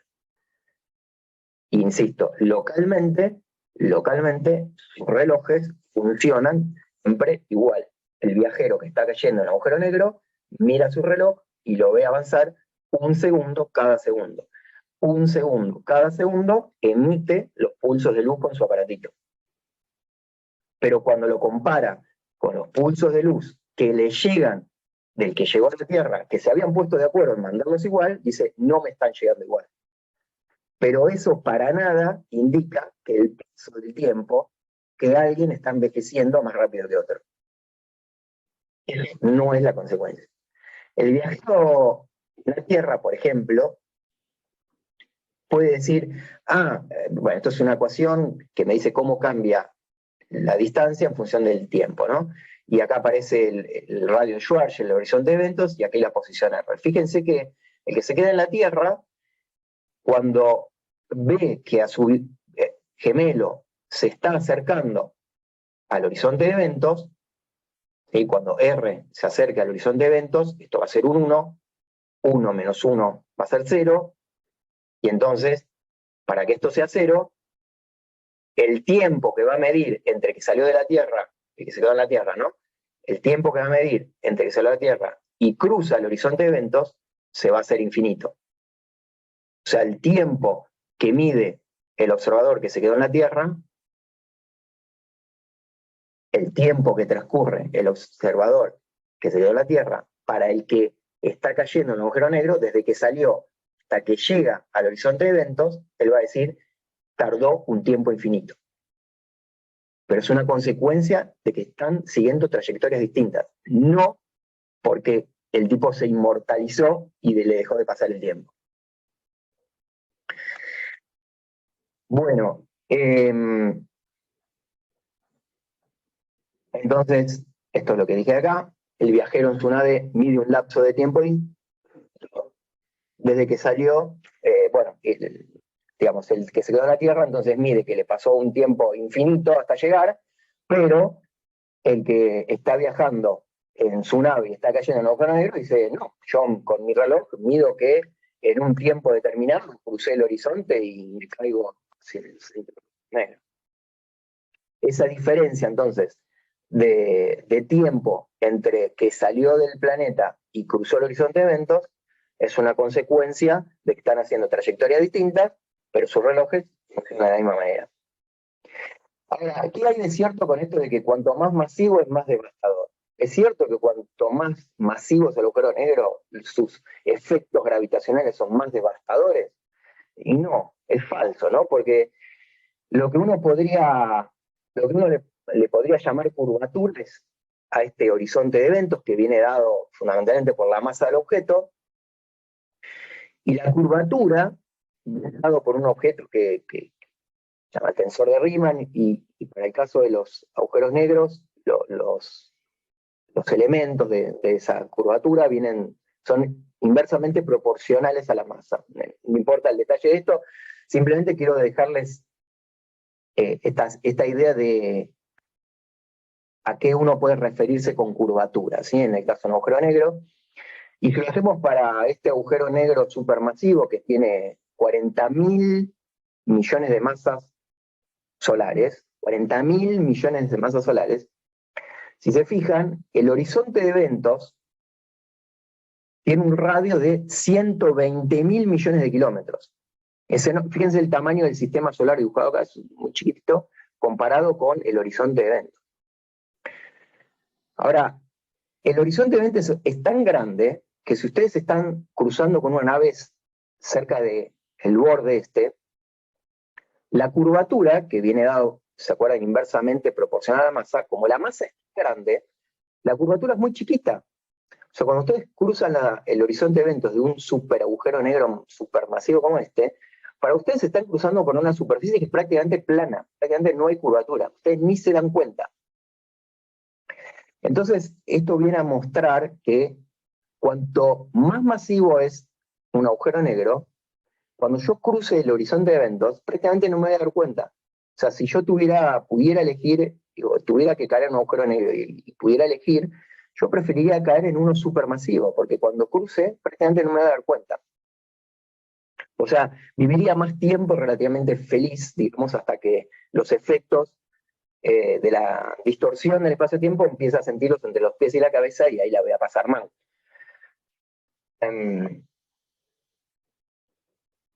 Por último, esta idea de que la gravedad, al ser una fuerza atractiva, es la responsable de que los planetas tengan la forma esférica. Entonces los objetos como las estrellas, los planetas tienen tanta masa que su gravedad, al ser tan grande y tirar por todos lados, de todos lados por igual hacia el centro, logra formarlos con forma esférica. Esta es una frase muy típica, muy, muy típica de que como la gravedad tira de todos lados hacia igual, de todos lados de la misma manera, forma estructuras esféricas. Es atractiva y de todas las direcciones tira por igual. Entonces los objetos son esféricos. Y por otra parte, también con la gravedad se les suele atribuir que la energía oscura del universo, que pensamos que está ahí, que es la que acelera el universo, es entonces una forma de antigravedad, porque si la gravedad tira todo y tiende a agrupar todas las cosas, una energía oscura hace que las cosas se aceleren y se separen, entonces es antigravedad. Bueno, estas dos cosas son erróneas. Para que vean, por ejemplo, esto está sacado de una página educativa de NASA, en donde dice la gravedad de un planeta tira igualmente de todos lados, la gravedad tira del centro hacia los bordes, como los radios de una rueda de bicicleta. Esto hace que la forma general de un planeta sea una esfera, que es un círculo tridimensional. Entonces le dibujan, hacen este dibujito en donde la gravedad tira de todos lados hacia el centro, y por eso forma una forma esférica. Esto es una visión totalmente errónea. Si eso fuera así, si el Sol fuera esférico solamente por la gravedad, el Sol en 1800 segundos, más o menos, o sea, en media hora, colapsaría en un punto. O sea, toda la masa del Sol colapsaría en un punto en media hora. O sea, hay algo que claramente que no es la gravedad que hace que el Sol tenga una forma esférica, que esté en equilibrio. Mismo me podría preguntarse, bueno, si la gravedad forma objetos esféricos, ¿por qué los asteroides no son esféricos? La mayoría tienen forma de papa. ¿Por qué no son esféricos? Porque existen otras interacciones que son vitales para que las cosas estén en equilibrio y tengan formas esféricas. Por ejemplo, la interacción electromagnética, ¿sí? La repulsión eléctrica entre los electrones que forman los átomos. O en el caso del Sol, bueno, las reacciones nucleares que hay adentro del Sol, etcétera, ¿sí? Y además hay un efecto cuántico, que es lo único que estoy diciendo de la cuántica en esta charla, que tiene que ver con una cosa que se llama el principio de exclusión de Pauli, en donde es un efecto sumamente dominante a distancias muy chiquitas. Este principio dice que hay dos electrones no pueden tener sus estados cuánticos exactamente iguales, entonces no puedo poner a dos electrones juntitos en un mismo lugar con todas las propiedades cuánticas, porque va a aparecer una repulsión de origen cuántico, y eso es lo que justamente juega cuando las distancias son muy chiquititas, ¿no? ¿Y es la energía oscura antigravedad? No, porque y nuestra teoría es la relatividad general, y la relatividad general es la teoría para la gravitación, todo es gravitación.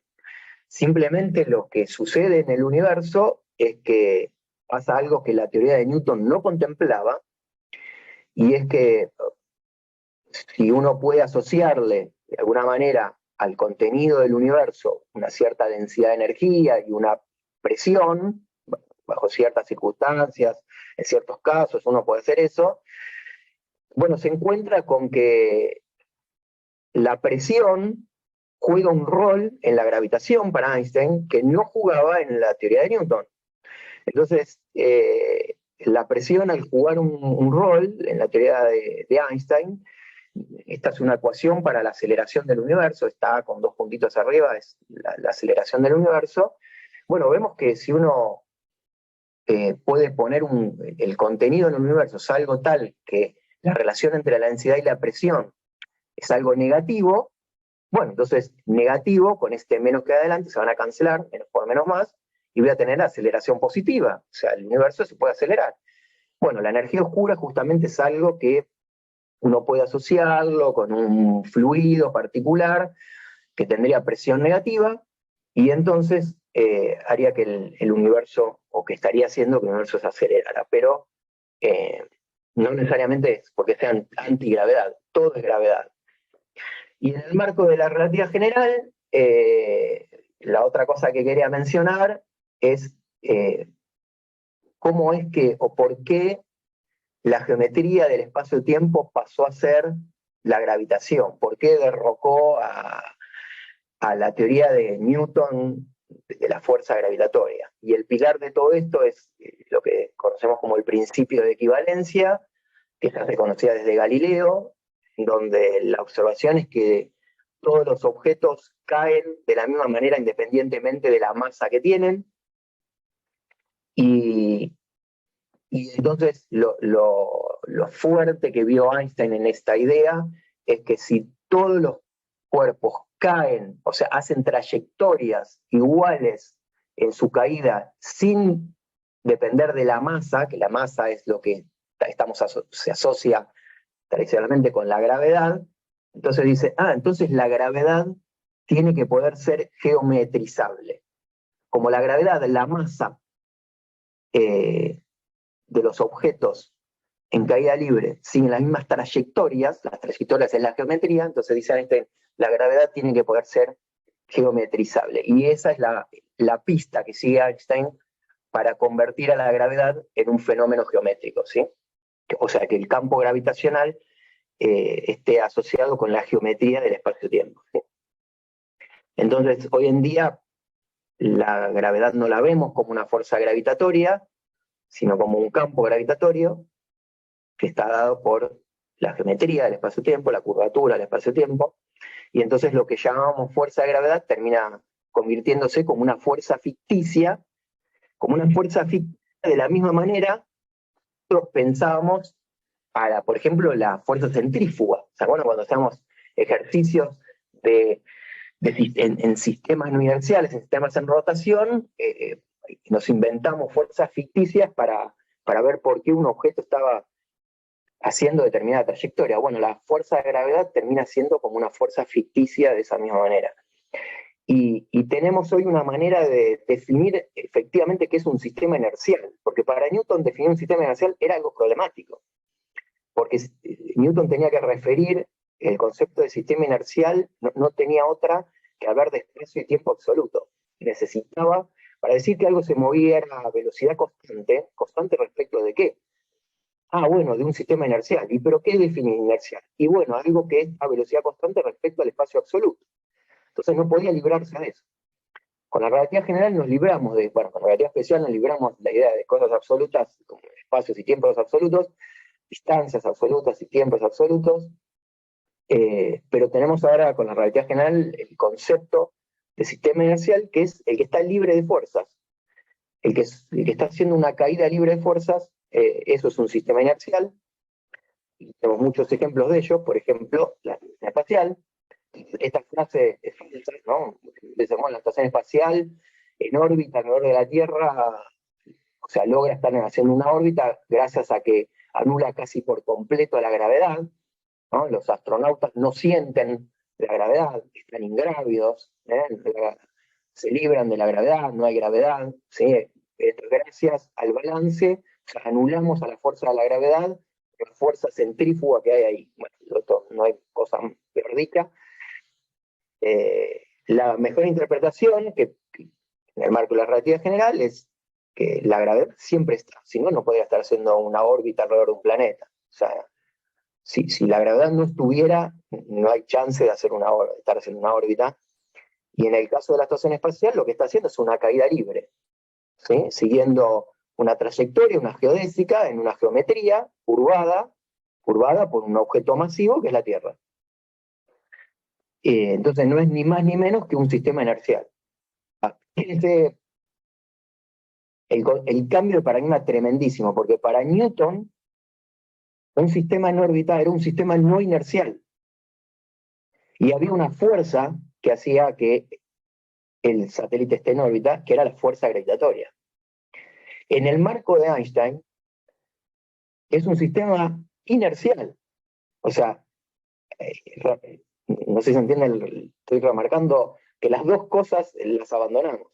O sea, ni es un sistema no inercial, es un sistema inercial, en el marco de la relatividad general, y además no hay fuerzas presentes, porque la gravedad no es más una fuerza. Es un cambio de paradigma radical. Bueno, mi conclusión es esta.